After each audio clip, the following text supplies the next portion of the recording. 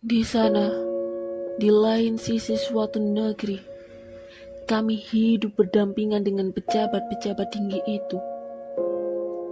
Mereka hidup mewah, makan enak, dan selalu mendapatkan fasilitas yang terbaik dan maksimal.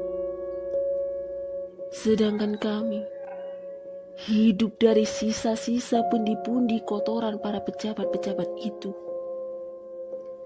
Hidup sengsara, kelaparan, bahkan ketika orang tua dan anak kami hampir mati, kami tidak mampu memberikan yang terbaik kepada mereka.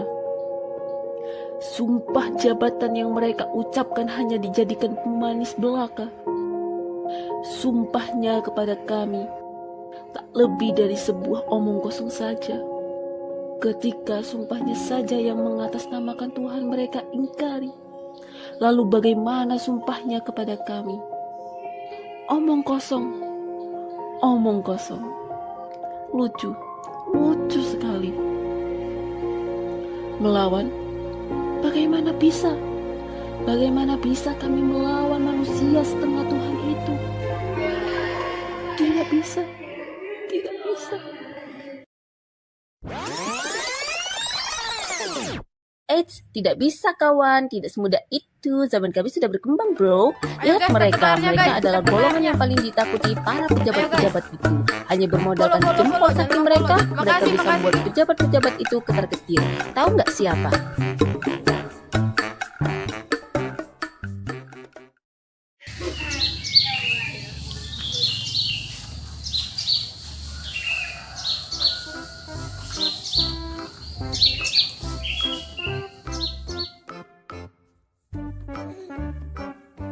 Wah, bagus banget ini kerjanya Mbak Ariana. Rumah sakitnya besar. Bagus. Ya Allah, aku pasrahkan diriku sepenuhnya pada saat ini kepada penguasa langit dan bumi. Kalau aku ikhlas, ya Allah, aku ikhlas. Bisa minggir nggak sih, dasar orang miskin?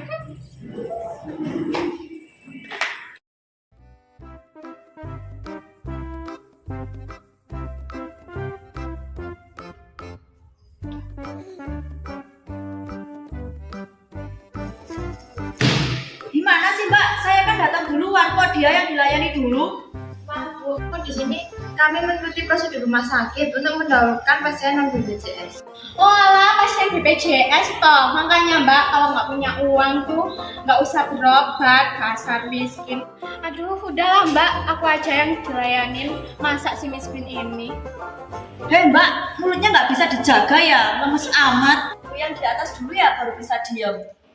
Gitu dong Mbak, masa gara-gara saya pakai BPJS dilayani yang terakhir? Diskriminasi dong ini namanya. Ini kalau orang-orang yang kayak saya mau sekarat, masa harus mati dulu baru dilayanin? Lawak amat. Tapi Bu, untuk masalah ini kita tidak bisa melakukan apa-apa karena sudah peraturan dari yang di atas. Harap tenang dan jangan membuat keributan ya Bu. Saya cari keributan, wah Mbaknya cari mati sama saya. Kalau mau cari ribut sama saya, ayo bayuan Mbak. Situ yang cari masalah kok saya yang kena. Bu, kalau tidak bisa tenang, kami tidak segan-segan untuk melanjutkan hukum. Kami tegaskan kembali bahwa ini sudah peraturan dari atas dan kami jika Ibu tidak bisa mengikutinya, mohon maaf Ibu bisa keluar dari sini. Saya diusir gitu dari sini. Gak usah panggil seperti segala Mbak. Meskipun saya miskin, saya gak sudi berobat di sini lagi. Ya, bilangin ya Mbak sama Mbak Ariana itu. Kurangin pencitraan deh. Sebelum menjabat kok sok-sokan bangun rumah sakit buat orang miskin. Sekalinya udah menjabat jadi kayak gini. Kafik. Ayo guys, tap layarnya guys, tap layarnya. Ayo guys, follow, jangan lupa follow. Makasih giftnya, makasih. 5 menit lagi kita udah dulu ya guys. Bye. Hai sayangku, hari ini aku cantik bagai bidadari di hatimu. Hai sayangku, perlakukanlah diriku. Oi Jeng, kok kelihatan lemes gitu? Udah berobat? Mentang-mentang berobat, niat berobat malah mbak-mbak yang di rumah sakit yang butuh obat. Masa saya mau diusir tadi? Kok bisa? Lah iya, gara-gara aku pakai BPJS masa dilayani yang terakhir. Padahal kan aku datangnya duluan. Kok bisa gitu ya? Kamu berobat di rumah sakit pemerintah yang baru dibuat sama Bu Ariana itu kan? Iya, sebelum menjabat aja sok-sokan mau bangun rumah sakit buat orang miskin. Sekarang jadinya malah kayak gini. Dasar munafik. Konten. Tapi ya, kalau dipikir-pikir, beliau menjabat udah 14 tahun. Tapi fasilitas kesehatan di kota kita nggak maju-maju. Hidupnya di sosmed hedon banget. Tas mereknya Cashmas, harga 120 jati, keluaran terbaru, perhiasan dipakai semua. Bukannya seuzon ya, tapi kan kenyataan. Selama 14 tahun gak ada perubahan yang signifikan di kota kita. Ya itu yang harus dicari tahu kebenarannya. Iya tuh yang harus dicari kebenarannya. Emang harus dicari kebenarannya.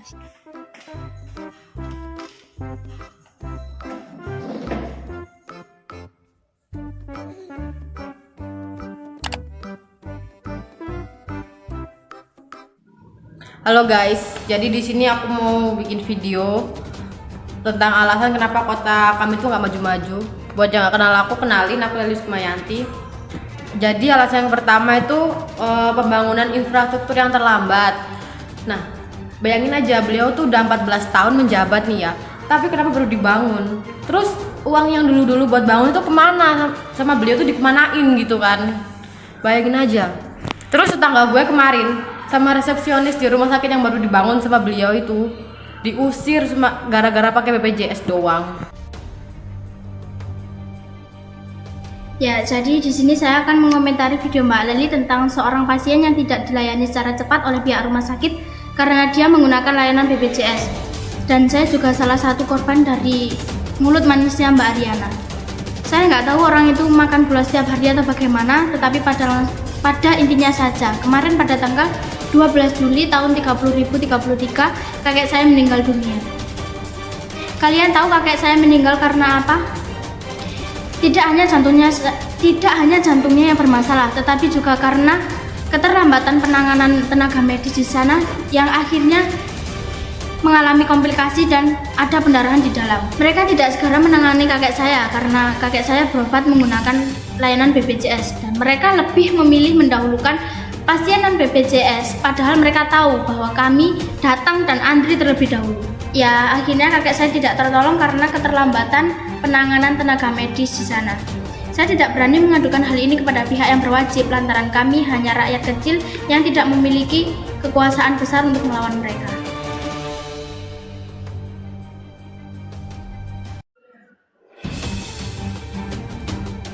Bu, gimana nih? Warga-warga pada komplain banyak email yang masuk sampai sistem kita error. Aduh, bisa diem gak sih? Saya ini juga pusing. Kamu tuh jangan banyak bacot deh. Pasti saya bingung deh. Kalau sampai rakyat-rakyat tahu kalau saya dikorupsi, bakalan hancur karir saya ini. Aduh, pusing. Kamu ini jangan diem aja tau. Cari solusi kek. Yang bisa bikin kek dari sekretariat saya. Kamu ini kalau sampai ya karir saya hancur, karir kamu juga hancur. Kamu jadi orang yang asal suci deh. Kamu tuh juga sama saya, sama-sama korupsi. Saya punya ide deh Bu, gimana kalau kita minta bantuan sama Pak Bupati saja? Kamu ini jangan pala. Lelaki minus buyutan kayak dia gak bisa bantu kita. Yang ada dia dibocorin kalau kita itu korupsi. Kamu kan pakai otak, kenapa jangan pakai dengkul mulu. Heran saya bisa punya sekretaris tolol kayak kamu ini. Makanya kalau makan durian jangan pakai kulitnya, jadi kalau makan jadinya pakai ini loh. Tumben kamu pintar, biasanya juga tolol bodoh. Kalau begitu, hari ini kita ke bupati itu. Bagaimana? Terus kita akan melihat siapa manusia bodoh itu yang mau kita tipu. Kalau kita menang, berarti kita yang pintar. Bener itu Bu. Bener dong, kamu yang pintar.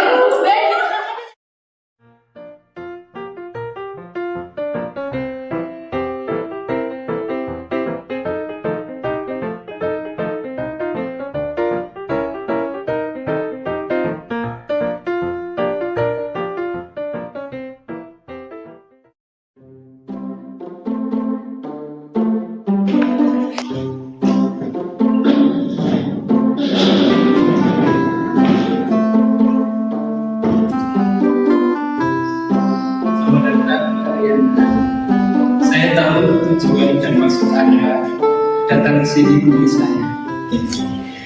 Jadi Bapak sudah tahu maksud dan tujuan saya datang ke sini. Of course, Mbak Ariana. Masa setelah video yang viral kemarin itu, Anda tidak menemui saya? Ya sudah, kalau Bapak sudah tahu tujuan dan maksud saya ke sini. Kalau begitu saya nggak usah detail-detail lagi. Saya minta tolong kepada Bapak untuk menyelesaikan kasus saya ini. Kalau masalah itu mungkin saya sudah tidak bisa membantu lagi. Karena sudah menyebar luas ke kemana-mana. Dan ini ada surat sidak dari KPK. Bapak beneran gak bisa bantu saya? Padahal saya bawa oleh-oleh yang banyak loh Pak buat Bapak. Sekretaris, tolong bukakan dong oleh-oleh yang saya bawa.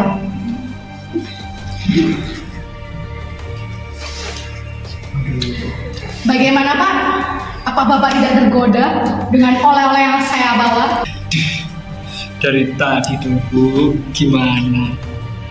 Banyak gini, aduh, kalau itu mah masalah gampang, nanti saya urusin dah. Kalau Bapak bisa menyelesaikan masalah saya, oleh-oleh yang saya bawa ini buat Bapak sih. Gimana? Menggiurkan kan? Kalau itu masalah gampang, nanti saya selesaikan. Senang bisa bekerja sama dengan Anda, Pak. Saya juga, Bapak.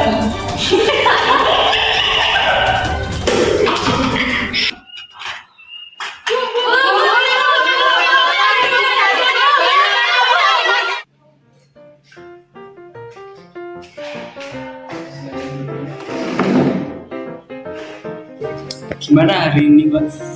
Capek ya pasti kerja terus. Mana masih muda lagi. Nggak apa-apa kan, itu memang sudah kewajiban saya, bukan semata-mata hanya karena pekerjaan. Bisa cobanya ini.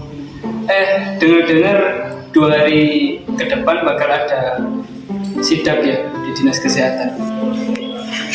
Nah ini ada sedikit salam dari Mbak Ariana. Waduh, saya jadi sungkan Pak. Kalau itu sih masalah gampang, Bapak tinggal nunggu hasilnya nanti. Oh iya, siap. Nanti kalau ada kurang PA di nomor saya ya. Nomor saya tetap. Siap Pak. Kalau gitu saya permisi ya. Ya. Assalamualaikum. Waalaikumsalam. Masuk.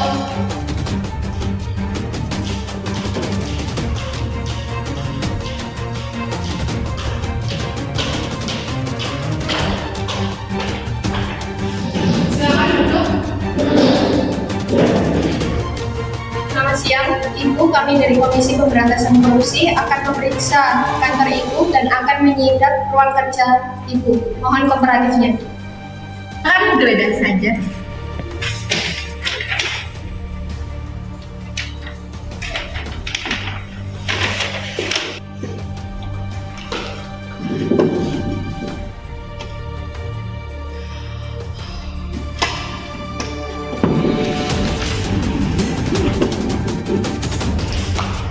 Sian. Dan ya, pada akhirnya benar adanya peribahasa yang mengatakan sepandai-pandainya tupai melompat pasti akan jatuh juga. Uang mungkin berhasil menyuap Pak Bupati, tapi tidak dengan pegawai pemerintahan yang jujur dan bijaksana. Dan akhirnya Rihanna dijatuhi hukuman sesuai pasal 603 tentang korupsi yang berisi hukuman bagi pelaku korupsi. Dan tahu nggak siapa yang menang di sini? Ya mereka.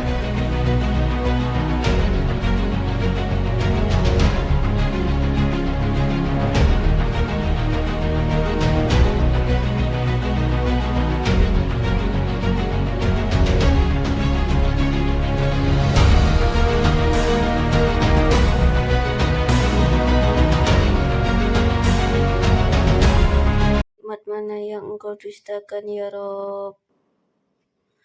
Ngantuk.